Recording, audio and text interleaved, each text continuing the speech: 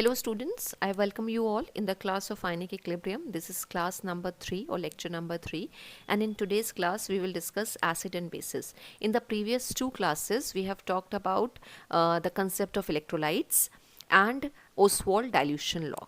तो जो इलेक्ट्रोलाइट्स में हमने बात करी थी तो हमने कहा था कि एसिड बेसेस और सॉल्ट्स हमारे बहुत अच्छे इलेक्ट्रोलाइट्स होते हैं. इलेक्ट्रोलाइट्स मतलब जब हम उनके एक्वा सॉल्यूशंस प्रिपेयर करेंगे तो वो आयोनाइज हो जाते हैं अपने आयंस में, और वीक इलेक्ट्रोलाइट्स जब आयोनाइज होते हैं तो एक इक्विलिब्रियम इस्टेब्लिश होता है, और उसी इक्विलिब्रियम को जो आयंस और मॉलिक्यूल्स के बीच में इस्टेब्लिश हो रहा है उसको हम बोलते हैं आयनिक इक्विलिब्रियम. आज की क्लास में हमें एसिड और बेसिस की बात करनी है, जो आप क्लास 10th में भी पढ़ चुके हो, लेकिन आपने बहुत ही बेसिक कंसेप्ट्स पढ़े थे एसिड और बेसिस के. राइट, आज हम थोड़ा सा और डिटेल में बात करेंगे, और एसिड और बेसिस को डिफाइन करने के लिए हमारे पास 3 थ्योरीज हैं. हम उन 3 थ्योरीज की भी बात करेंगे.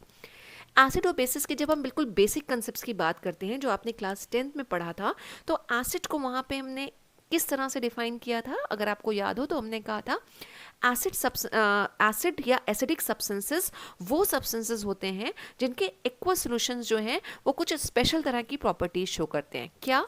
नंबर 1, सार इन टेस्ट होंगे. जितने भी एसिड्स हैं वो सार इन टेस्ट होते हैं. आप एसिटिक एसिड की बात करिए, आप सिट्रिक एसिड की बात करिए, तो वो सार इन टेस्ट होंगे. लिटमस पेपर टेस्ट देते हैं, इनफैक्ट एसिड भी देते हैं और बेसिस भी देते हैं. जब हम एसिड्स की बात करते हैं तो एसिड क्या करते हैं, ब्लू लिटमस को रेड में कन्वर्ट करते हैं. तो अगर कोई सब्सटेंस है जो बिल्कुल क्लियर ट्रांसपेरेंट लिक्विड की तरह दिख रहा है, और अगर हमें चेक करना है कि वो एसिड है या बेस, तो हम लिटमस पेपर टेस्ट करेंगे. लिटमस पेपर टेस्ट में जो एसिड्स होते हैं वो ब्लू लिटमस को रेड में, और जो बेसिस होते हैं, राइट, या बेसिक सब्सटेंसेस जो होते हैं जैसे कि अमोनियम हाइड्रोक्साइड या सोडियम हाइड्रोक्साइड, वो क्या करते हैं, रेड लिटमस को ब्लू में कन्वर्ट कर देते हैं. तो एसिड जो है वो लिटमस पेपर टेस्ट देंगे. एसिड्स जो हैं और बेसिस दोनों ही क्या करते हैं, they are good conductors. Why they are good conductors? Because they produces ions. और जिनके भी आयंस प्रोड्यूस हो रहे होंगे, जिन सब्सटेंसेस के आयंस प्रोड्यूस हो रहे होंगे जो इलेक्ट्रोलाइट्स के बेसिकली होते हैं, वो इलेक्ट्रोलाइट्स क्या करते हैं, अपने एक्वा सॉल्यूशन या मोल्टन स्टेट में इलेक्ट्रिसिटी को कंडक्ट करते हैं. अगर हम एक और प्रॉपर्टी की बात करें एसिड्स की, तो एसिड्स जो हैं वो एक्टिव मेटल्स के साथ रिएक्ट करके हाइड्रोजन को लिबरेट करती हैं. राइट, यानी कि अगर हम एक रिएक्शन लिखें कि सोडियम प्लस HCl, अगर हमने ये रिएक्शन लिखी है, जिसको लिख के भी देख लेते हैं, Na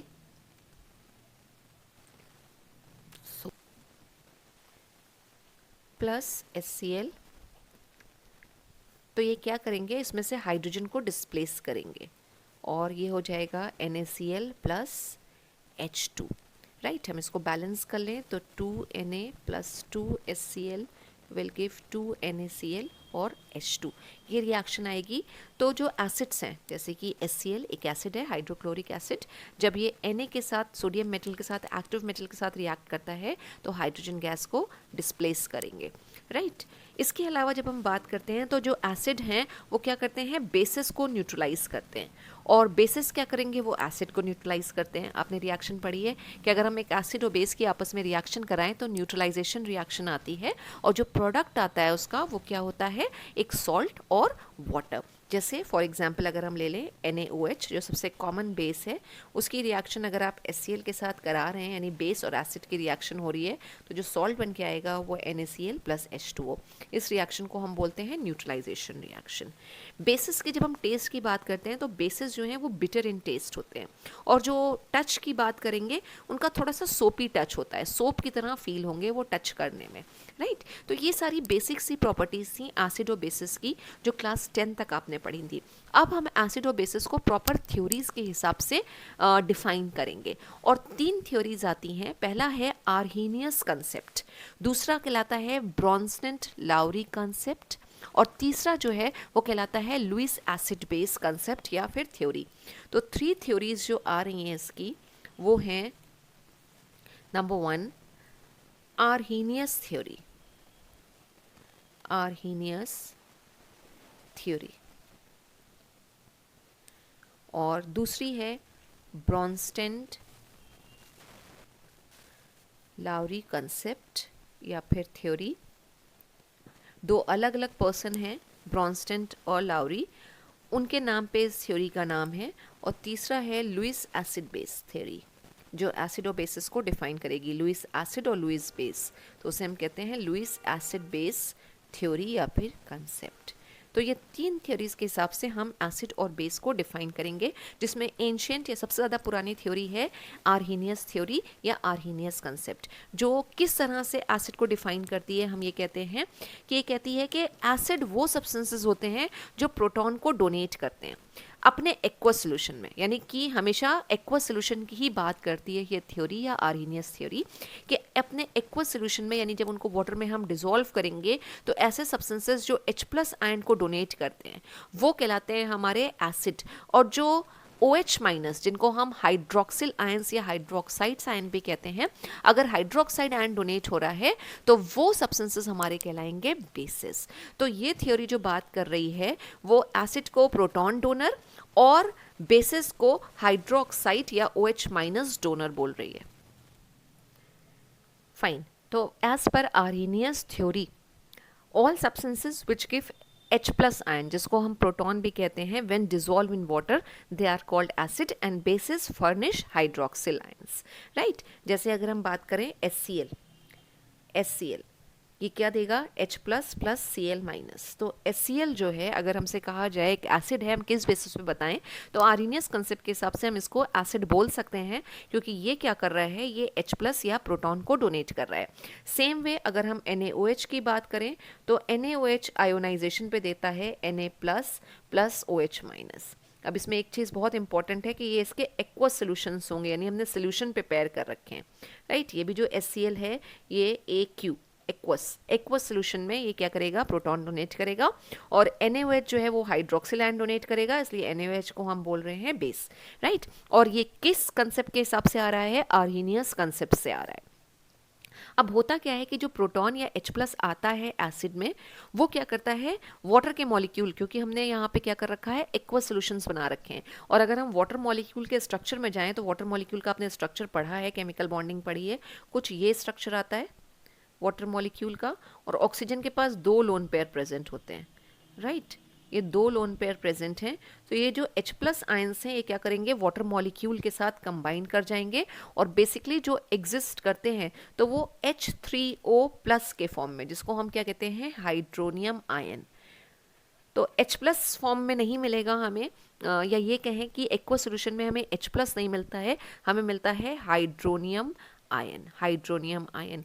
यानी अगर हम इस रिएक्शन को फिर से लिखें तो ये रिएक्शन कुछ इस तरह से होगी, HCl + H2O, जो हमने एक्वस सॉल्यूशन की बात करी थी, ये इसके साथ HCl जो है वाटर मॉलिक्यूल में डिसॉल्व होगा, हमने पूरा सॉल्यूशन प्रिपेयर कर रखा है, और HCl जो है वो आयोनाइज होगा, H+ और Cl- कुछ इसी तरह से आएगा, और H+ जो है वाटर मॉलिक्यूल के साथ कंबाइन कर जाएगा, तो हमको यहाँ पे मिलेगा hydronium ion + chloride ion Cl-, right. तो ये तो हो गए हमारे एसिड्स। और जब हम बेसिस की बात करते हैं तो बेसिस की किस तरह से रिएक्शन आती है, NaOH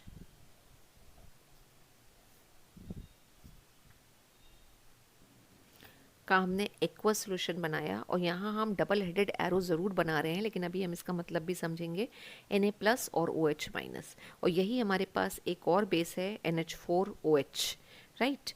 और उसका भी हमने एक्वस सॉल्यूशन बनाया है, और ये रिवर्सिबल रिएक्शन दिखाई हमने NH4+ और OH-। अब जो हमने फर्स्ट क्लास में इलेक्ट्रोलाइट का कंसेप्ट समझा था, हमने कहा था इलेक्ट्रोलाइट स्ट्रॉन्ग इलेक्ट्रोलाइट भी होते हैं और वीक भी। NaOH को हमने स्ट्रॉन्ग इलेक्ट्रोलाइट बोला था, और स्ट्रॉन्ग इलेक्ट्रोलाइट के लिए हमने कहा था कि स्ट्रॉन्ग इलेक्ट्रोलाइट जो हैं वो ऑलमोस्ट 100% आयोनाइज हो जाते हैं। तो यहाँ पे जो ये रिवर्सिबल रिएक्शन हमने दिखाई है, ये सिर्फ ये रिप्रेजेंट कर रहा है NaOH जो है वो आयोनाइज होगा तो Na+ और OH- आयंस देगा, और वापस अगर ये दोनों आयंस कंबाइन हो जाए तो हमें NaOH मिल जाएगा।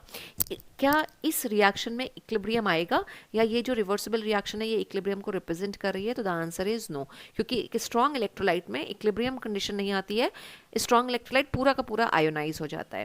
लेकिन NH4OH में जो हमने यहाँ पे डबल हेडेड एरो दिखाया है, ये रिएक्शन की रिवर्सिबिलिटी को भी शो कर रहा है, as well as weak electrolyte होने की वजह से इसमें इक्विलिब्रियम कंडीशन भी आएगी।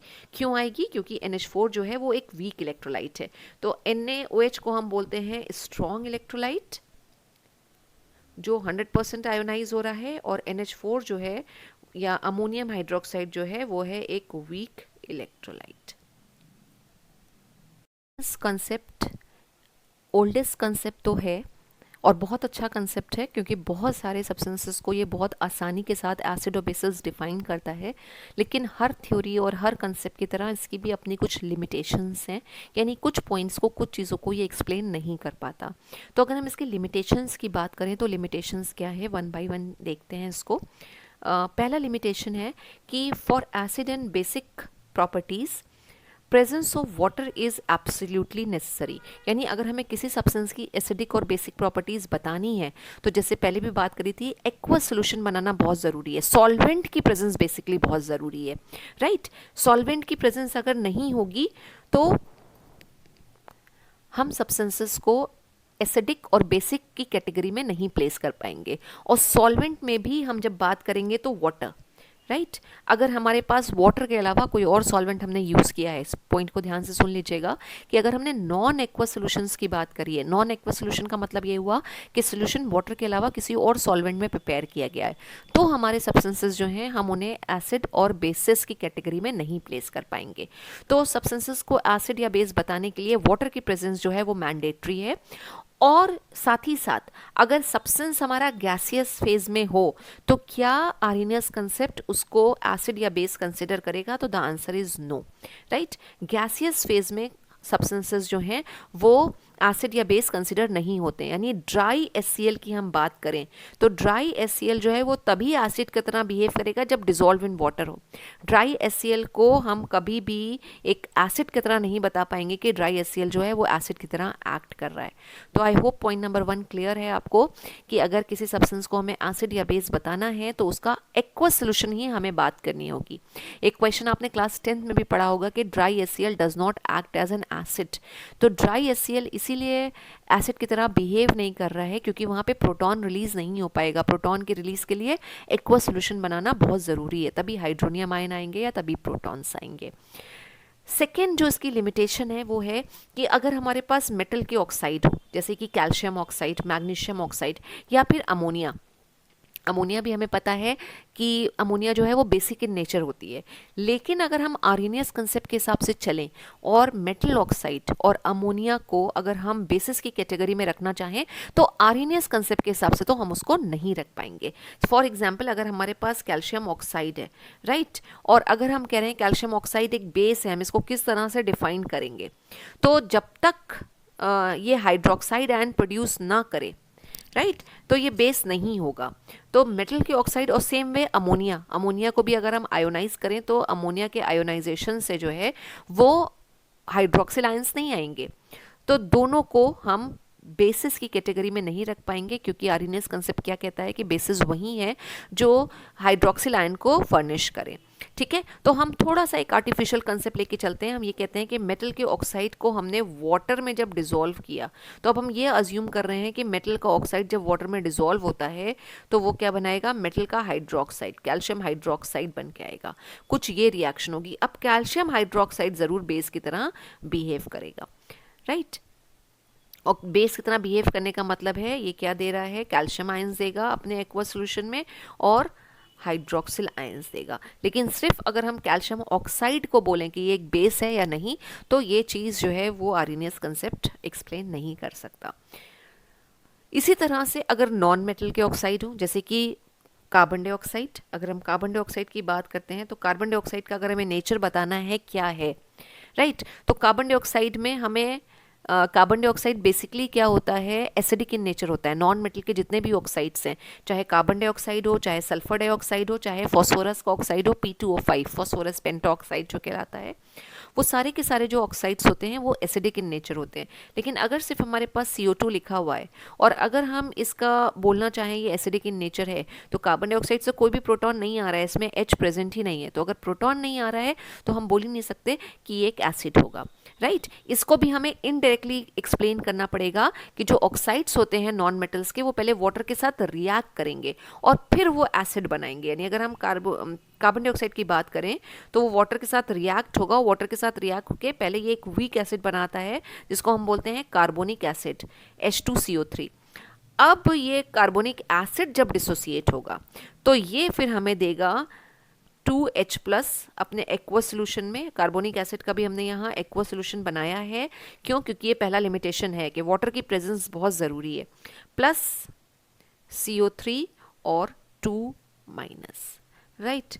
तो अभी हमने कहा कि अगर हम गैसियस फेज में बात करते हैं सब्सटेंसेस की, तो गैसियस फेज में ये सब्सटेंसेस को एसिड या बेसिस कंसिडर नहीं करता।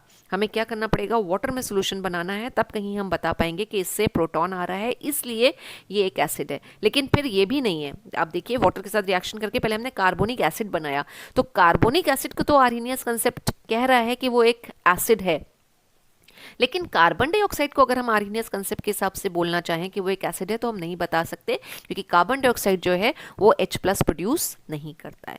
तो these are the limitations of Arrhenius concept. Next concept is Bronsted Lowry concept, जिसको हम प्रोटॉन डोनर एक्सेप्टर कंसेप्ट भी कहते हैं। इसको हम नेक्स्ट क्लास में डिस्कस करेंगे। Thank you so much students.